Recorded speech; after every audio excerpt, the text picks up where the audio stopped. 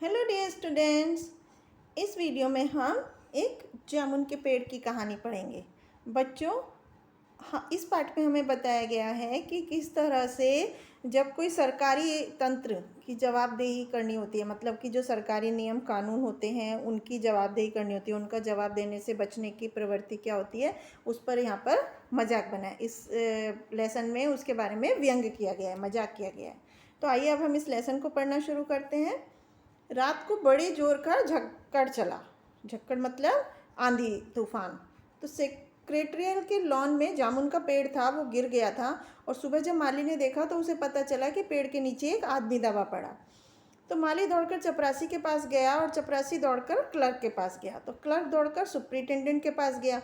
तो सभी के सभी लॉन में आ गए और मिनटों में गिरे हुए पेड़ के नीचे दबे हुए आदमी के चारों तरफ भीड़ इकट्ठा हो गई। तो बेचारा जामुन का पेड़ कितना फलदार था, एक क्लर्क बोला। और इसकी जामुनें कितनी रसीली होती थी, दूसरा क्लर्क ऐसा याद करके बोला। तो मैं इसके फल झोली भर कर ले जाता था, मेरे बच्चे इसकी जामुन कितनी खुशी से खाते थे, तीसरा क्लर्क रुआसा होकर ऐसा बोला। माली ने दबे हुए आदमी की ओर इशारा करके बोला, लेकिन ये आदमी, उस आदमी के बारे में तो उन तीनों में से किसी ने बात नहीं की थी।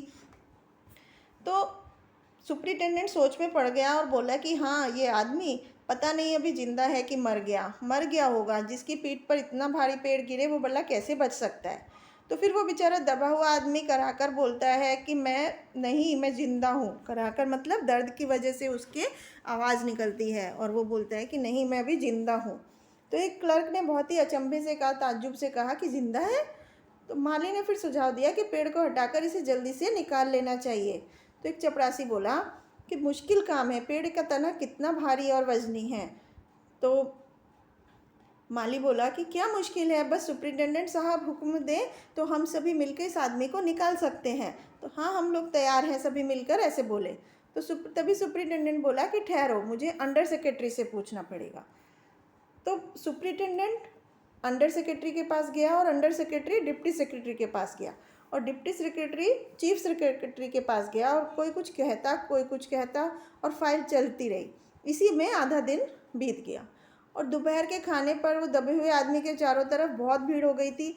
लोग तरह तरह की बातें कर रहे थे। तभी सुपरिटेंडेंट फाइल लिए हुए भागा और बोला, हम लोग खुद इस पेड़ को हटा नहीं सकते, हम लोग व्यापार विभाग के हैं, मतलब बिजनेस डिपार्टमेंट के हैं, और ये पेड़ कृषि विभाग के अधीन आता है। तो मैं इस फाइल को अर्जेंट मार्क करके कृषि विभाग में भेज रहा हूँ और वहाँ से उत्तर आते ही इस पेड़ को हटवा दिया जाएगा। तो दूसरे दिन कृषि विभाग से उत्तर आया कि पेड़ व्यापार विभाग के लॉन में गिरा है, अतः वह लोग कुछ कर सकते हैं, वही लोग कुछ कर सकते हैं। तो ये उत्तर पढ़कर व्यापार विभाग को गुस्सा आ गया और उन्होंने फाइल कृषि विभाग के पास वापस भेज दी कि यह समस्या सुलझाना उन्हीं लोगों की जिम्मेदारी है, हम लोगों की नहीं। तो दूसरे दिन भी फाइल चलती रही और फिर शाम को जब जवाब आया कि ये मामला हम लोग हार्टिकल्चर डिपार्टमेंट के हवाले कर रहे हैं, क्योंकि जामुन का पेड़ एक फलदार पेड़ है और इसलिए ये मामला हार्टिकल्चर डिपार्टमेंट के अंदर आता है। तो इस तरह से सरकारी विभागों में आपस में वो मामला घूमता रहा। तो रात को माली ने उस बेचारे दबे हुए आदमी को दाल चावल खिलाया, जबकि उसके चारों तरफ जो पुलिस का पहरा था, लेकिन एक पुलिस कांस्टेबल को दया आ गई तो उसने दबे हुए आदमी को खाना खिलाने की इजाज़त दे दी। तो माली ने आदमी से कहा कि तुम्हारी फाइल चल रही है, उम्मीद है कल तक फैसला हो जाएगा। और दबा हुआ आदमी बेचारा कुछ नहीं बोला। तो माली ने फिर से कहा कि तुम्हारा यहाँ कोई वारिस है तो उसका पता बता दो, मैं उन्हें खबर कर दूंगा। तो अब वो आदमी बोला कि मैं लावारिस हूँ। लावारिस मतलब जिसका कोई अपना नहीं होता। तो तीसरे दिन हॉर्टिकल्चर डिपार्टमेंट से बहुत ही बड़ा व्यंग्यपूर्ण जवाब आया। व्यंग्य मतलब बच्चों मजाक बनाने वाला जवाब आया। तो हॉर्टिकल्चर डिपार्टमेंट में लिखा था कि हमें सरप्राइज़ है, आश्चर्य है, हम लोग पेड़ लगाओ स्कीम चला रहे हैं और हमारे देश के सरकारी अफसर पेड़ काटने का सुझाव दे रहे हैं, और वो भी फलदार जामुन के पेड़ को। तो हमारी सरकारी विभाग वृक्ष काटने की इजाज़त नहीं दे सकता। अब क्या किया जाए? एक मन चले ने कहा, अगर पेड़ नहीं काटा जा सकता तो इस आदमी को ही काट कर निकाल लिया जाए। तो ये सुनकर दबा हुआ आदमी बोला, मगर इस तरह तो मैं मर जाऊंगा। ये भी ठीक कह रहा है, ऐसा एक क्लर्क ने कहा। लेकिन उस मनचले ने कहा, आप जानते नहीं आजकल प्लास्टिक सर्जरी कितनी प्रोग्रेस कर चुकी है। मैं तो समझता हूँ अगर इस आदमी को बीच से काट कर निकाल लिया जाए तो इसे फिर से जोड़ा जा सकता है। इस बार फाइल को मेडिकल डिपार्टमेंट में भेज दिया गया। तो मेडिकल डिपार्टमेंट ने तुरंत एक्शन लिया। उसने योग्य प्लास्टिक सर्जन को छानबीन के लिए भेज दिया और सर्जन ने दबे हुए आदमी की अच्छी तरह जांच करके रिपोर्ट भेजी कि ऑपरेशन तो हो सकता है, ऑपरेशन सफल भी हो सकता है, लेकिन आदमी मर सकता है। तो इसलिए फैसला रद्द कर दिया गया। तो रात को माली ने दबे हुए आदमी के मुंह में खिचड़ी खिलाते हुए बताया कि अब मामला ऊपर चला गया है, उम्मीद है कि सब काम ठीक हो जाएगा।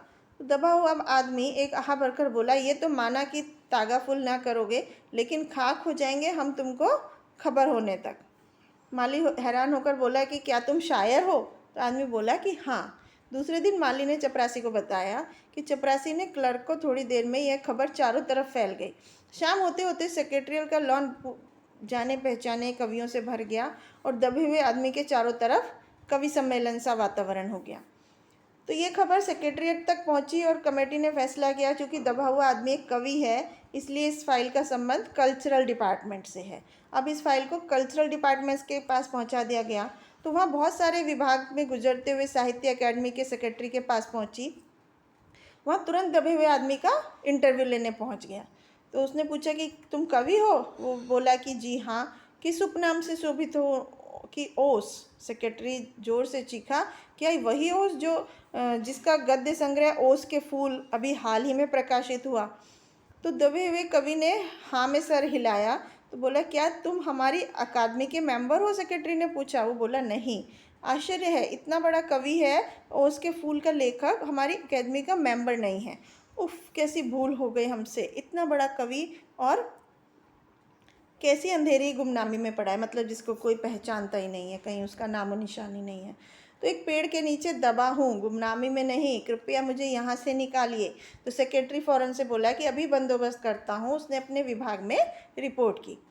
तो दूसरे दिन सेक्रेटरी आया और उस आदमी से बोला, मुबारक हो, मिठाई खिलाओ, हमारी साहित्य अकेडमी ने तुम्हें अपनी केंद्रीय शाखा का मेंबर चुन लिया, ये लो चुनाव पत्र। तो दबे हुए आदमी ने कराहते हुए कहा, अगर मुझे इस पेड़ के नीचे से तो निकालो। तो सेक्रेटरी ने कहा, ये हम नहीं कर सकते, जो हम कर सकते थे वो हमने कर दिया, और यदि तुम मर जाओ तो तुम्हारे घर वालों को वजीफ़ा दे सकते हैं। तो कवि बोला, मैं भी जीवित हूँ, मुझे ज़िंदा रखो, मुसीबत है ये। सेक्रेटरी बोला, हमारा विभाग सिर्फ कल्चरल से संबंधित है, पेड़ काटने का मामला है, कलम दवात से नहीं, आरी कुल्हाड़ी से संबंधित है। उसके लिए हमें फॉरेस्ट डिपार्टमेंट को अर्जेंट लिखकर भेज दिया है। शाम को माली ने आकर दबे हुए आदमी को बताया कि कल फॉरेस्ट डिपार्टमेंट के आदमी इस पेड़ को काट देंगे और तुम्हारी जान बच जाएगी। तो अब दबे हुए आदमी का स्वास्थ्य जवाब दे रहा था और कल तक किसी न किसी तरह उसे जीवित रहना था। तो दूसरे दिन जब फॉरेस्ट डिपार्टमेंट के आदमी आरी कुल्हाड़ी लेकर पेड़ काटने पहुंचे तो उन्होंने उसे रोक दिया गया और मालूम हुआ कि विदेश विभाग से हुक्म आया है कि पेड़ को न काटा जाए।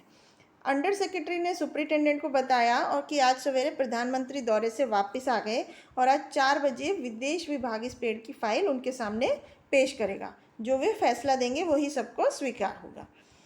तो शाम को 5 बजे जब खुद सुपरिटेंडेंट कवि की फाइल लेकर उसके पास पहुंचा और उस खुशी से चिल्लाया कि सुनते हो, प्रधानमंत्री ने इस पेड़ को काटने का हुक्म दे दिया है, तो कल यह पेड़ काट दिया जाएगा और तुम इस संकट से छुटकारा हासिल कर लोगे। सुनते हो, आज तुम्हारी फाइल पूरी हो गई है। मगर कवि का हाथ ठंडा था, आंखों में पुतलियां निर्जीव और चींटियों की लंबी लाइन उसके मुंह में से जा रही थी। उसके जीवन की फाइल पूर्ण हो चुकी थी, पूरी हो चुकी थी। तो बच्चों, यहाँ पर देखा कि किस तरह से इस कहानी में बताया कि जो हमारा सरकारी तंत्र है, मतलब जो सरकार के नियम हैं, कि जैसे विभागों में जैसे होता है कि वहाँ उन्होंने एक व्यक्ति के जीवन को महत्वता ना देकर अपने सरकारी नियमों को पालन करते करते बिना ऊपरी आदेश के वो कुछ नहीं कर सकते, और इस तरह से हमारा बना हुआ है सरकारी तंत्र कि इसका हमें कभी कभी बहुत ज़्यादा नुकसान भोगना पड़ता है। तो बच्चों, यहाँ पर हमें सरकारी तंत्र के काम करने के जो तरीके हैं और जो जवाबदेही है, इस लेसन में उससे बचने की प्रवृत्ति को उजागर किया है कि किस तरह से हमें उससे बचना चाहिए। कि इस तरह जहाँ पर हमारा वो आदमी बेचारा उस सरकारी झंझटों में फंस कर ही उसके प्राण चले गए, इतने सरकारी फैसला आया, इतने उसके प्राण जा चुके थे। तो इस तरह से कभी कभी मानवता के लिए हमें सरकारी तंत्रों का उनको बदलाव करना चाहिए, सरकारी जो नियम हैं, और मानवता को, इंसान की जान बचाने के लिए वो धर्म सबसे ऊपर होना चाहिए। तो यही इस लेसन की सीख थी। Thank you.